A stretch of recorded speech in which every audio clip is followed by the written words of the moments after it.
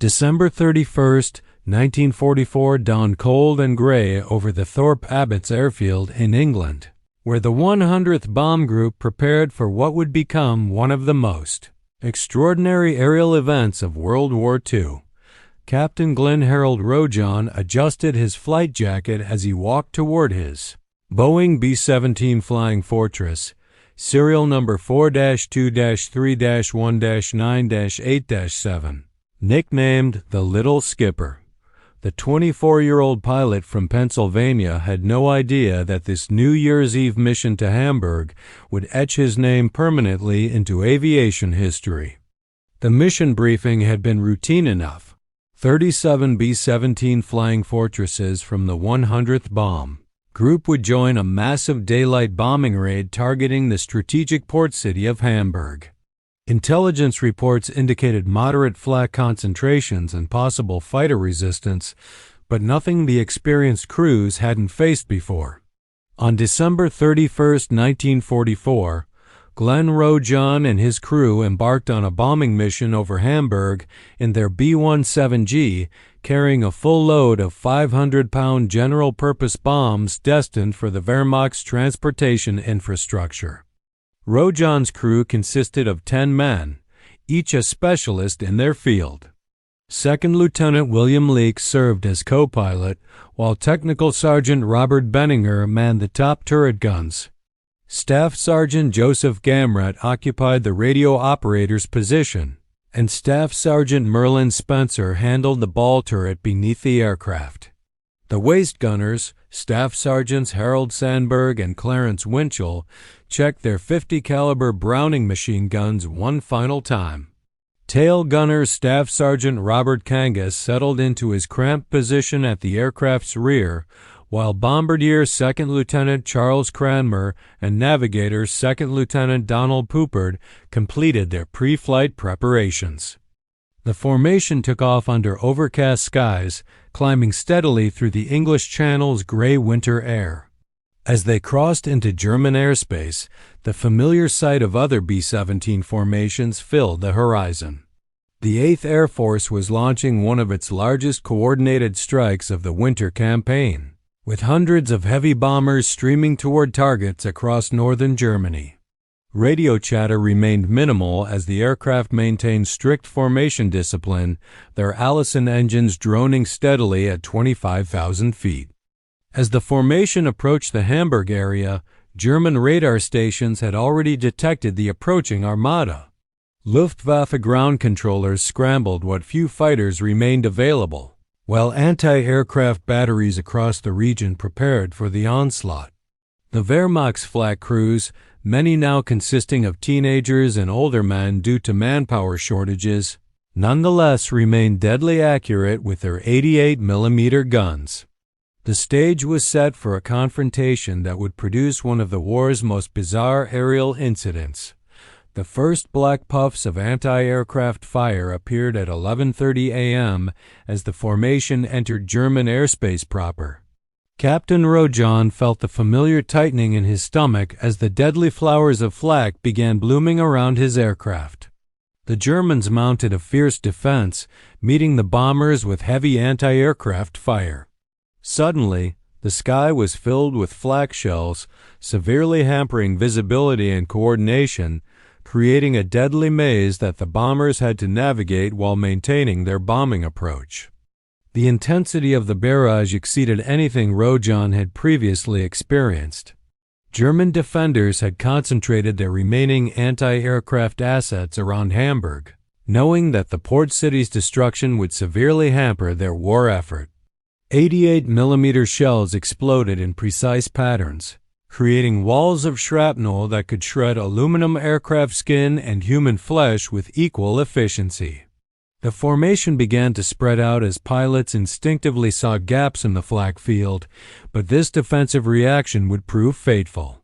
Flying approximately 200 feet above and slightly behind, the Little Skipper was another B-17 from the same squadron. First Lieutenant William McNabb piloted this aircraft, with his own crew of 10 men fighting their way through the same deadly gauntlet. The two bombers had flown together on previous missions, their crews familiar with each other's flying habits and formations. McNabb's bombardier was already beginning his bomb run preparations when the formation encountered the most intense flak concentration of the day. A particularly close burst of anti-aircraft fire forced McNabb to take evasive action, causing his B-17 to drop suddenly in altitude. At the same moment, Rojan was climbing to avoid another flak burst directly ahead. The two massive four-engine bombers, each weighing over 65,000 pounds when fully loaded, were now on a collision course in the smoke-filled sky above Hamburg. Neither pilot could see the other aircraft clearly through the black smoke and gray overcast conditions. Radio communications had become nearly impossible due to German jamming and the chaos of battle. The formation, which had maintained perfect discipline during the approach, was now scattered across several miles of sky as individual aircraft commanders made split-second decisions to avoid the murderous flak. Ground-based German observers noted with satisfaction that the American formation was breaking up under their defensive fire, but they had no idea that they were about to witness something that would challenge their understanding of aerodynamics and aircraft design. The collision occurred at exactly 11:47 a.m. Central European Time at an altitude of approximately 24,800 feet above the German countryside. The impact between the two B-17 flying fortresses defied every principle of aircraft design and aerodynamics that engineers had established. McNabb's bomber struck Rojan's aircraft from above and behind. But instead of the catastrophic explosion that should have resulted from such a collision, something extraordinary occurred. The lower aircraft's vertical stabilizer and rudder assembly became wedged beneath the upper bomber's nose section, creating an unprecedented aerial coupling that locked the two aircraft together in a bizarre piggyback configuration. The physics of the collision should have been straightforward and deadly. Two aircraft, each traveling at approximately 180 miles per hour and weighing over 30 tons, should have disintegrated upon contact. Instead, the specific angle and speed of impact created a mechanical interlocking that transformed the two separate bombers into a single, ungainly flying machine. McNabb's B-17 now rode precariously atop Rojan's aircraft, with the lower bomber's tail surfaces supporting the upper aircraft's weight. Captain Rojan felt the tremendous impact through his control stick and rudder pedals. The aircraft lurched violently, and for a moment, he believed they had been struck by a direct flak hit.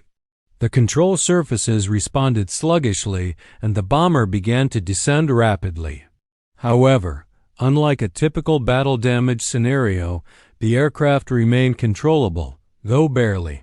Through his overhead windows, Rojan could see the unmistakable shadow of another B-17 directly above him, but the impossibility of the situation initially prevented him from comprehending what had actually occurred.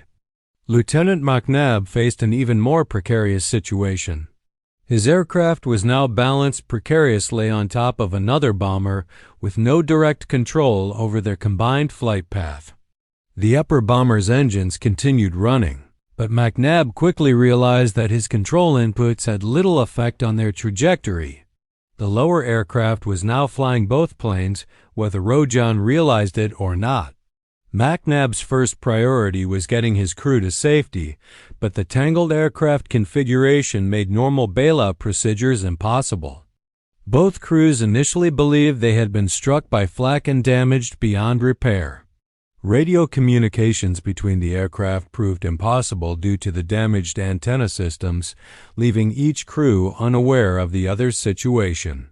As mentioned in historical aviation records, the sight of the interlocked bombers created confusion among German ground observers. WHO initially reported the appearance of a new type of American super bomber with unusual design characteristics. The two aircraft, now functioning as an unwilling partnership, continued their descent toward the German countryside below, setting the stage for one of the most challenging piloting exhibitions in aviation history. Captain Glenn Rojan, quickly discovered that controlling the doubled aircraft required techniques no flight manual had ever addressed.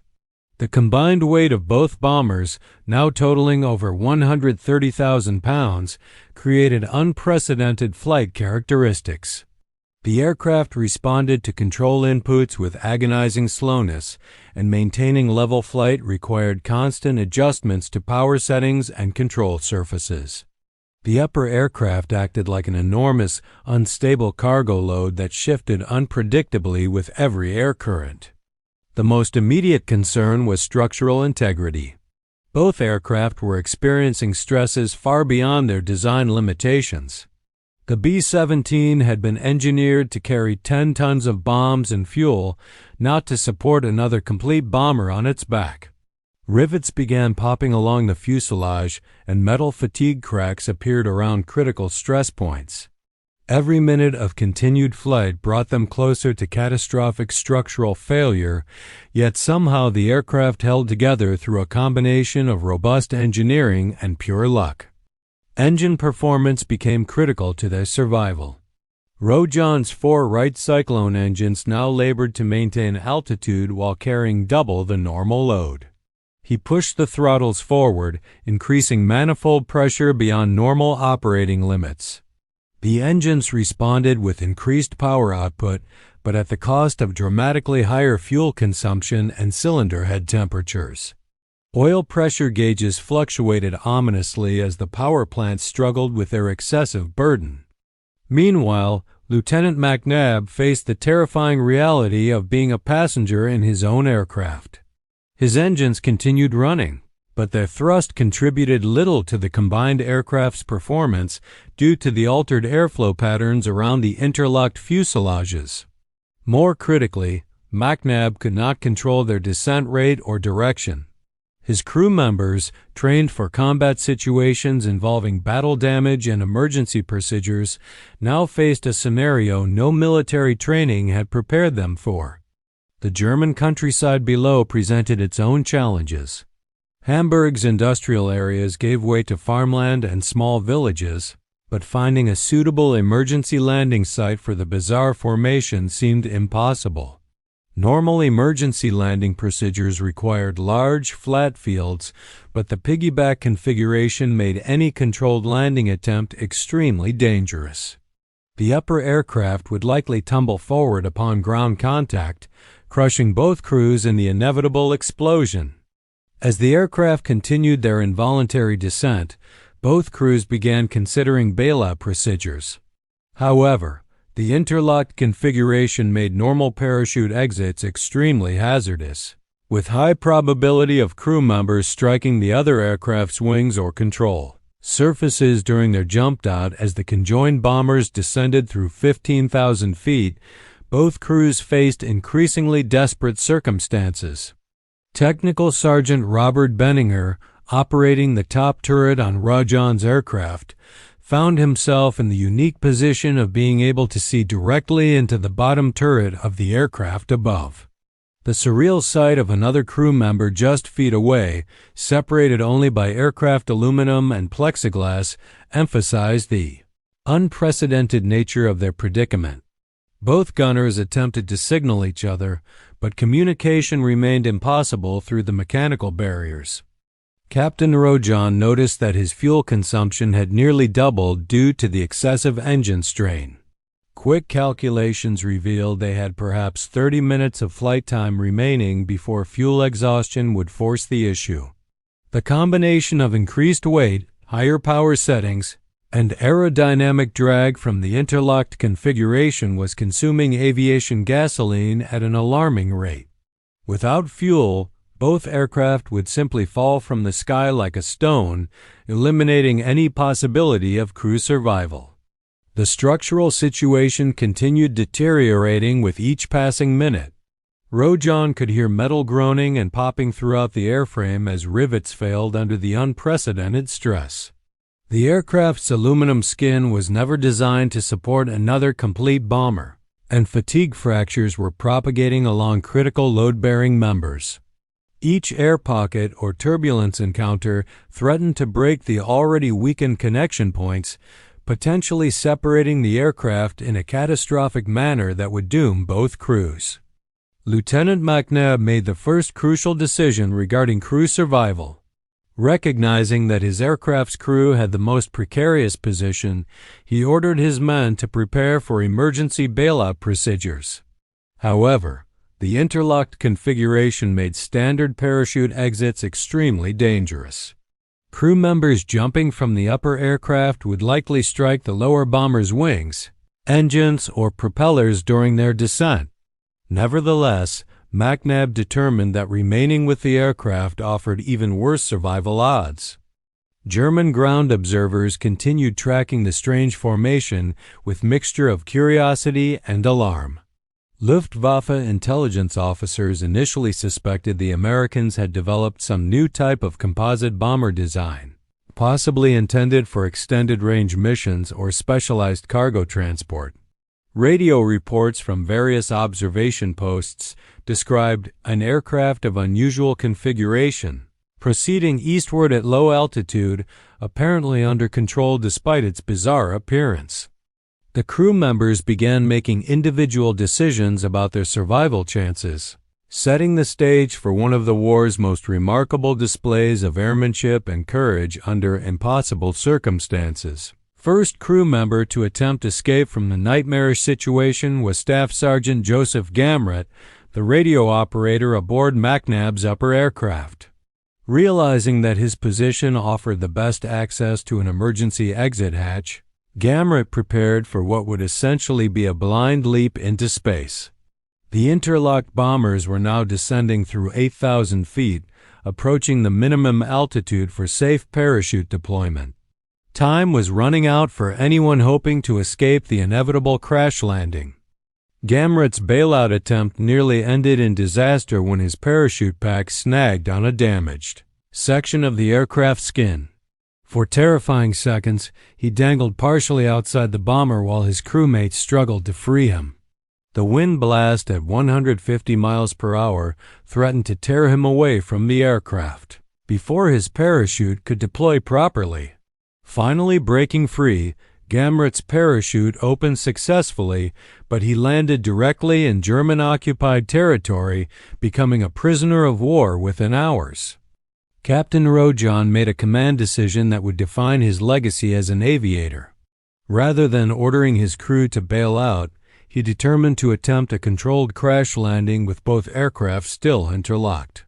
This decision required extraordinary courage, as it meant risking his life and the lives of his crew members to potentially save the men trapped in the upper bomber. No pilot training had ever addressed such a scenario, yet Rojon believed his flying skills offered the best survival chance for all concerned. The search for a suitable landing site became critical as the aircraft descended below 5,000 feet. German farmland spread out below them, marked by small fields, villages, and scattered woodlands. Rojon needed a relatively flat area of sufficient size to accommodate both bombers with minimal civilian population nearby. The responsibility of potentially causing German civilian casualties weighed heavily on his mind, despite their being at war with Germany. Meanwhile, Lieutenant McNabb coordinated his remaining crew's preparation for the impending crash landing. Unable to control their flight path, McNabb focused on securing loose equipment, briefing his men on crash positions, and preparing for the inevitable impact. The upper aircraft's crew faced the additional hazard of potentially being crushed by their own bomber if it tumbled forward during ground contact. As noted in various wartime aviation accounts, German civilians and military personnel on the ground began gathering to witness the approaching spectacle. Word had spread through local communities about the strange double aircraft, and many observers initially believed they were witnessing the crash of a new secret American weapon. The psychological impact on German morale was significant, as the sight suggested American technological capabilities that exceeded German intelligence estimates. At approximately 12:30 p.m., with fuel gauges showing nearly empty tanks, Captain Rojon identified what appeared to be the best available landing site, a large farm field east of Hamburg, partially covered with winter wheat stubble. The field was far from ideal, with a slight upward slope and several drainage ditches, but it offered the largest clear area visible from their current altitude. German farmers working in adjacent fields scattered as the bizarre double aircraft approached at an altitude of just under 1,000 feet. Rojan reduced power gradually, allowing the combined aircraft to settle into a controlled descent. The approach required extraordinary skill, as normal glide ratios and stall speeds no longer applied to their unique configuration. The upper aircraft created unpredictable aerodynamic effects, causing sudden lift variations and control sensitivity changes. Every control input had to be carefully modulated to prevent the interlocked bombers from entering an unrecoverable attitude. The landing approach proceeded at approximately 120 miles per hour, significantly faster than normal due to the increased weight and altered aerodynamics. Rojan had no choice but to accept a higher approach speed, knowing that attempting to slow further might cause a premature stall that would be impossible to recover from at such low altitude. The combined aircraft sink rate remained manageable, though higher than optimal for a safe landing. First contact occurred when the lower bomber's main landing gear touched the frozen German soil at 12:34 p.m. The impact sent shock waves through both aircraft structures as the landing gear struts compressed under the excessive weight. Immediately, the upper aircraft began sliding forward on the lower bomber's fuselage as the landing forces overcame the mechanical connection that had held them together throughout their incredible flight. The separation occurred with violent suddenness. McNabb's bomber pitched forward and struck the ground nose first, approximately 50 yards ahead of where Rojan's aircraft came to rest. The upper aircraft's impact triggered a massive explosion as aviation gasoline ignited, consuming the bomber within seconds. However, the forward momentum had thrown several crew members clear of the wreckage just before impact, including Lieutenant McNabb and his co-pilot, who survived with serious but non-fatal injuries.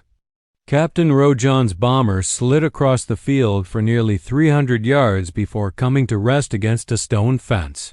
The aircraft was severely damaged but remained relatively intact, allowing most of Rojan's crew to evacuate successfully before German troops arrived. On the scene, the immediate aftermath of the crash landing revealed the true magnitude of what had been accomplished. Rode the piggybacked bombers to Earth, miraculously survived crash along with co-pilot when lower bomber exploded upon impact, demonstrating that human skill and determination could overcome seemingly impossible circumstances.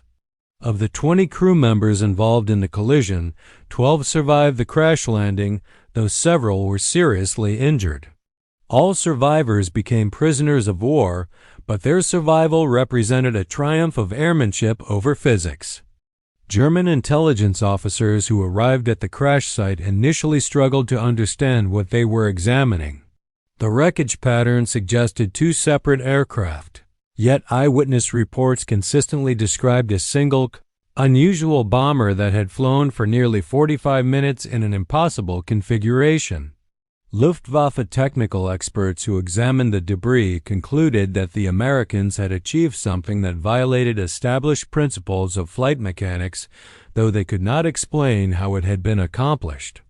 The story of the piggyback B-17s quickly spread through both Allied and German military channels, though official reports initially classified the incident to prevent its use in enemy propaganda. American intelligence officers debriefed the surviving crew members after the war, documenting their accounts for future aviation safety studies. The incident became a case study in crisis management and piloting skill that influenced post-war aircraft design and emergency procedures development. Captain Glenn Harold Rojan returned to the United States after his release from Stalag Luft 1 in 1945, but he rarely discussed his extraordinary wartime experience. Glenn Rojan was the last survivor of the remarkable piggyback flight. He was like thousands upon thousands of men, soda jerks, and lumberjacks, teachers and dentists, students and lawyers and service station attendants and store clerks and farm boys who in the prime of their lives went to war. He resumed civilian life, working in various occupations while carrying the memory of that remarkable New Year's Eve flight over Germany. The technical impossibility of the piggyback flight continues to fascinate aviation engineers and historians today. Computer simulations using modern aerodynamic modeling suggest that the interlocked aircraft should have broken apart within minutes of the collision. Yet eyewitness accounts and physical evidence confirm that they flew together for nearly 3/4 of an hour. The incident represents one of aviation history's most remarkable examples of human determination overcoming mechanical limitations. The legacy of December 31st, 1944 extends beyond the immediate survival of the crew members involved. The incident demonstrated that American aircrews possessed not only technical skill, but also the courage and innovation necessary to survive circumstances that no training manual had anticipated. For German observers, both military and civilian, the sight of the piggyback bombers represented a psychological victory for American technological prowess, even in the context of a mission that ended in capture and imprisonment. Today, the story of the piggyback B-17 serves as a reminder that human ingenuity and courage can sometimes achieve the impossible, even under the most desperate circumstances of war.